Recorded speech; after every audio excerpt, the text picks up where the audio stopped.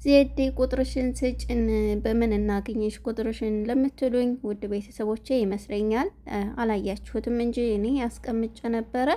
አሰላሙ አለይኩም ወራህመቱላሂ ወበረከቱ። እንዴት ናችሁ ሀባይብ? ሁላችሁንም ሰላም ብያለሁ። ብያላችሁበት ሰላማችሁ ይብዛ። ሀገራችንን አላህ ሰላም ያደርግልን። ዛሬ ቀኑ ቅዳሜ ነው፣ ጃንዋሪ 3 2026 አንደኛው ወር ማለት ነው።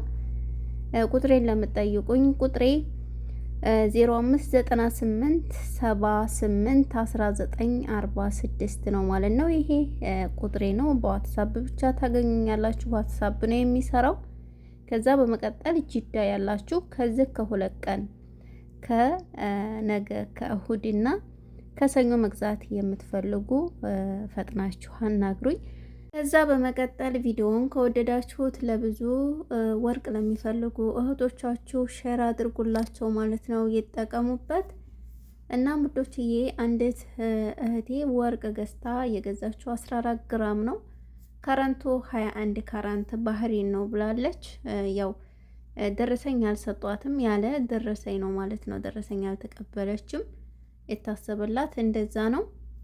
14ቱን ግራም የገዛችው እሷ በ7000 ሪያል ነው ማለት ነው። ሀባይብ እንግዲህ እናንተ 14ቱን ግራም በስንት እንደገዛችሁት ምን ያክል በምን ያክሉ ጊዜ በ150 ነው፣ በ200 ነው፣ በ180 ነው፣ በ300 ነው እሰቡት አሁን ላይ ምን ያክል እንደሆነ።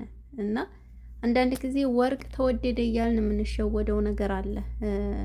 ለምሳሌ በራሴ ስነግራችሁ 180 190 በሆነ ሰዓት ይቀንሳል እያልኩ ያው ጊዜን ሳልገዛ አባክኘዋለሁ ማለት ነው። ተሸውጃለሁኝ። እና የዛን ሰዓት የገዙ በ225 ራሱ ይቀንሳል እየተባለ ብዙ ሰው ነው የተሸወደው። 225 በሆነ ሰዓት አሁን ላይ የሰቡት ምን ያክል እንደሆነ።